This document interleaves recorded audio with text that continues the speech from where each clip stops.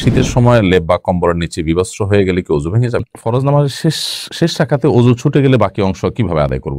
সাহু সিজদার নিয়ম কি? নামাজের কোন সময় আদায় করতে হবে? নিজের বাবা এবং নিজের আপন ছোট ভাইয়ের সামনে কি নামাজ পড়া যাবে? আমার স্ত্রী প্রায় সময়ই নামাজ দেরি করে পড়ে, সেই কাজকে বেশি প্রাধান্য দেয়, কি করতে পারি? তাশাহুদের সময় আঙ্গুল না নাড়ালে কি গুনাহ হবে? জন্ম নিয়ন্ত্রণের বিধান কি? কন্যা সন্তান লাভের জন্য কি বিশেষ আমল আছে? কোন জন্ম মাসে বিবাহ করা যাবে না, এ কথা কি সঠিক? বিদায় জানানোর সময় আমরা আল্লাহ হাফেজ বলে থাকি, এটা কি কুসংস্কার?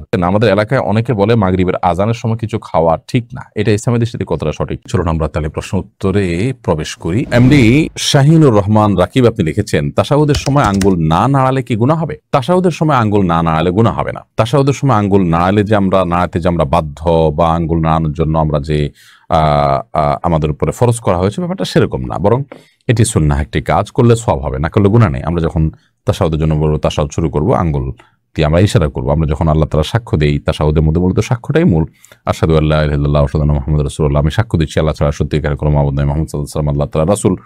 এই কথাগুলো মুখে যখন আমি বলি, তখন আঙ্গুল তুলেও আমি সেই মুখের কথার সাথে মিল রেখে আমি সাক্ষ্য দিয়ে থাকি।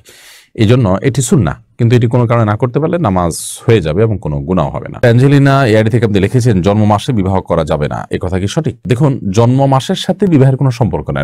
যে মাসে জন্ম হয়েছে ওই মাসে বিয়ে হতে পারে, যে তারিখে জন্ম হয়েছে ওই তারিখে বিয়ে হতে পারে, এগুলো কুসংস্কারাচ্ছন্ন কথা যে ওই মাসে বিয়ে করা যাবে না। নুজহাত হাসান আপনি লিখেছেন, সাহু সিজদার নিয়ম কি? নামাজের কোন সময় আদায় করতে হবে? সাহু সিজদার নিয়ম হলো যে আমরা সালাতে যদি কোনো প্রকার ওয়াজিব তরক করি, তাহলে নামাজ শেষে 2টা সিজদা দিতে হবে, দিয়ে আমাদের নামাজ শেষ করতে হবে, এবং এটি শেষ করতে হবে, এটি আদায় করতে হবে নামাজের একেবারে শেষ মুহূর্তে এসে।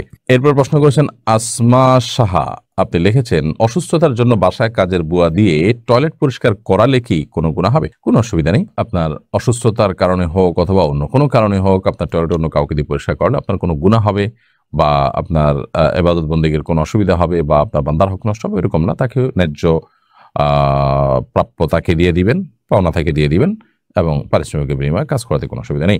নিজুম নিশি আইডি থেকে আপনি লিখেছেন, আমাদের এলাকায় অনেকে বলে মাগরিবের আজানের সময় কিছু খাওয়া ঠিক না, এটা ইসলামের দৃষ্টিতে কতটা সঠিক? মাগরিবের আজানের সময় কোনো কিছু খাওয়া ঠিক না, এরকম কোনো কথা কোরআন হাদিসে কোথাও বলা হয়নি। এটা একেবারেই কুসংস্কারের জন্য বিশ্বাস। দিন এবং রাত 24 ঘন্টার ভিতরে এমন কোনো সময় নেই যে সময়টাতে খাওয়ার ব্যাপারে শরীয়তের কোনো বিধিনিষেধ আরোপ করা হয়েছে যে এই সময় খাওয়া ঠিক না, এই সময় খাওয়া ভালো না। ঘুমের ব্যাপারে বলা হয়েছে মাগরিবের পরে ঘুমানো ভালো নয়, এশার আগে। নবী সাল্লাল্লাহু আলাইহি ওয়াসাল্লাম এই সময়ের ঘুমটাকে অপছন্দ করতেন। এটি এশার নামাজকে রিস্কের মধ্যে ফেলে দিতে পারে, সেটি ভিন্ন বিষয়।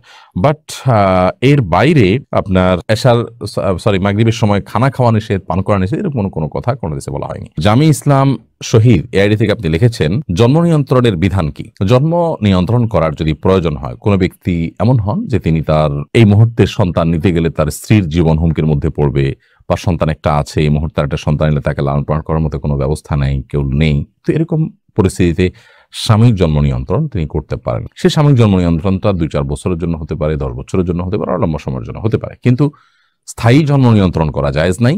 আর দ্বিতীয়ত, কি খাওয়াবো, উপার্জন কম, বেতন কম, চাকরি নাই, এই মুহূর্তে সন্তান হলে বিপদে পড়বো, এরকম চিন্তা থেকে জন্ম নিয়ন্ত্রণ করলে সেটাও জায়েজ নেই। কারণ প্রত্যেকটা প্রাণীর রিজিকের দায়িত্ব আল্লাহ তাআলা নিয়েছেন। রিজিকের চিন্তায়, ছোট চিন্তায়, নিচু চিন্তায় জন্ম নিয়ন্ত্রণ করবার সুযোগ ইসলামের শরীয়তের দৃষ্টিকোণ থেকে নেই। সুমাইয়া হোসেন সুমা আপনি লিখেছেন, কন্যা সন্তান লাভের জন্য কি বিশেষ আমল আছে? কোনো কন্যা সন্তান লাভের জন্য বিশেষ কোনো আমল নেই। আল্লাহ তাআলার কাছে চাইবেন যে আল্লাহ তাআলা আপনি আমাকে নেক সন্তান দান করুন, আমি আপনার কাছে নেক সন্তান চাই, একজন নেক কন্যা সন্তান চাই, এরকম আল্লাহর কাছে চাওয়া যেতে পারে। এমডি শফিকুল ইসলাম আপনি লিখেছেন, ফরজ নামাজের শেষ রাকাতে ওযু ছুটে গেলে বাকি অংশ কিভাবে আদায় করব? ফরজ নামাজ যদি শেষ রাকাতে ওযু ছুটে যায়, তো ওযু ছুটে গেলে ওই অবস্থায় আপনি চলে যাবেন ওযু করার জন্য। ওযু করে এরপরে আপনি এসে নামাজের যেটুকু বাকি ছিল সেটুকু আদায় করবেন।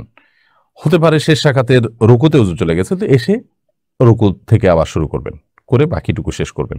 যদি আপনি ওযু করে আসার পথে কারোর সাথে কথা না বলেন, অন্য কোনো কাজ না করেন, জাস্ট ওযু করেছেন, করে চলে আসছেন, তাহলে সেক্ষেত্রে আপনি আগের যে সালাত ছিল সেটাকেই কন্টিনিউ করতে পারেন। আর যদি আপনি কথাবার্তা বলে থাকেন, অন্য কাজ করে থাকেন, তাহলে তো আর এটাকে কন্টিনিউ আপনি করতে পারবেন না।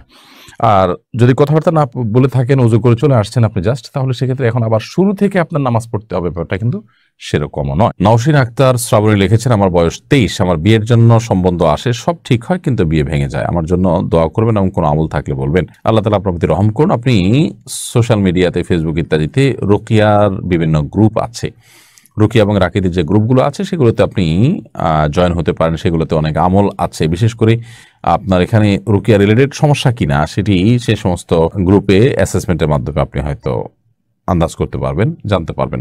যদি সেরকম কোনো সমস্যা থাকে তাহলে সেদিক থেকে আপনার ট্রিটমেন্ট করা উচিত। যদি সেরকম কোনো সমস্যা না থাকে তাহলে সেক্ষেত্রে স্বাভাবিক প্রচেষ্টা আপনি বাড়াতে থাকবেন। দোয়া কবুলের সময়গুলো তাহাজ্জুদ, ৫ ওয়াক্ত সালাতের পর, জুমাদিন আসরের পর খাসভাবে দোয়া করবেন এবং আল্লাহ ফয়সালাকে মেনে নেওয়ার মানসিকতা রাখবেন। সবর করবেন।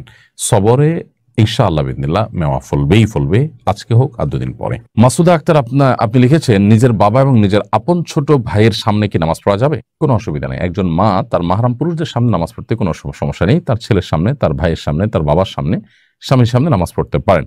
আপনি নামাজের সময় সতর ঢাকবেন।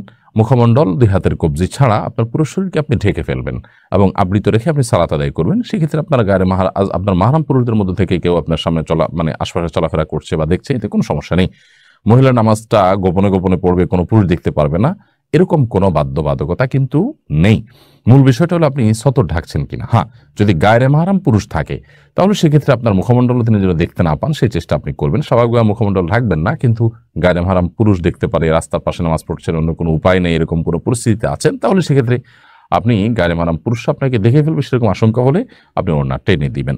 আরিফুল ইসলাম আপনি দেখেছেন, আমার স্ত্রী প্রায় সময়ই নামাজ দেরি করে পড়ে, সেই কাজকে বেশি প্রাধান্য দেয়, কি করতে পারি? তাকে বোঝাবেন আউয়াল ওয়াক্তে নামাজ পড়া আল্লাহর কাছে সবচেয়ে উত্তম আমল।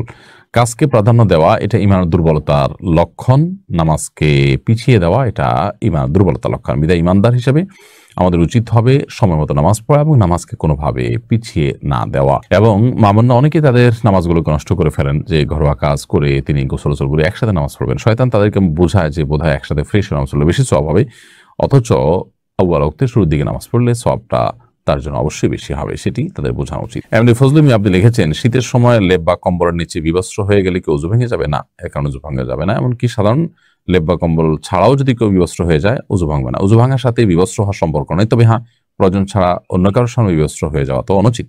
আর লেপ বা কম্বলের নিচে তো কারোর সামনে হচ্ছে না, বিদায় সেখানে গুনাহের বিষয় নাই। সাইফুর রহমান আপনি লিখেছেন, বিদায় জানানোর সময় আমরা আল্লাহ হাফেজ বলে থাকি, এটা কি কুসংস্কার? এক্ষেত্রে বিদায় জানাতে কি বলা যেতে পারে? বিদায় জানানোর সময় আমরা আল্লাহ হাফেজ বলি, অনেকে আল্লাহ হাফেজ বলি, অনেকে ফি আমানিল্লাহ বলি। আল্লাহ হাফেজ মানে আল্লাহ সংরক্ষণকারী, ফি আমানিল্লাহ মানে আল্লাহর নিরাপত্তা তুমি আছো, কোনো অসুবিধা নেই এগুলো বলাতে। তবে সুন্নাহ না এগুলো বলা জায়েজ, জাস্ট এটুকু। এগুলোকে সুন্নাহ মনে করা ভুল। সুন্নাহ হলো কাউকে বিদায়ের সময় আস্তাউদিআল্লাহ বলা। সংক্ষেপে যদি বলতে চান তাহলে শুধু আস্তাউদিআল্লাহ, অর্থাৎ তোমাকে আল্লাহ তাআলার হেফাজতে আমি অর্পণ করলাম। আবার আপনি যদি এটাকে পুরো দোয়াটা পড়তে চান তাহলে আস্তাউদিআল্লাহ দীনাকুম ওয়া আমানাতাকুম ওয়া খাওয়াতিম আমালিকুম, অর্থাৎ তোমার দিন এবং তোমার ঈমানকে আমি আল্লাহর উপরে অর্পণ করলাম। তুমি সফরে বের হচ্ছ বা বিদায় নিচ্ছ, চলে যাচ্ছ, আল্লাহ যেন তোমাকে তোমার ঈমান, তোমার দিনকে হেফাজত করে এবং তোমার শেষ পরিণতি যেন ভালো হয়। ঈমানদার সবসময় আখিরাত রিলেটেড বিষয়গুলোকে নিয়ে ভাববে, কারণ সেটাই তার জীবনের আসল পাঠ। বিধায় সেই জায়গা থেকে আপনি ওই পুরো দোয়াটা পড়বেন, আস্তাউদিআল্লাহ দীনাকুম ওয়া আমানাতাকুম, তোমার দিন এবং তোমার আমানতকে আল্লাহ তাআলা হেফাজত করুক, ওয়া খাওয়াতিম আমালিকুম, এবং তোমার আমলকে আল্লাহ তাআলা বা তোমাদের আমলকে আল্লাহ তাআলা হেফাজত করুক। আর যদি পুরো দোয়া মুখস্থ না থাকে শুধু আস্তাউদিআল্লাহ বললেন। বাকি ফি আমানিল্লাহ বা আল্লাহ হাফেজ, এটাতে ওই দোয়ার মর্ম আসে, আল্লাহ হেফাজত করুক, আল্লাহ নিরাপত্তায় তোমাকে দিলাম, ওই দোয়ারই মর্মটা চলে আসে।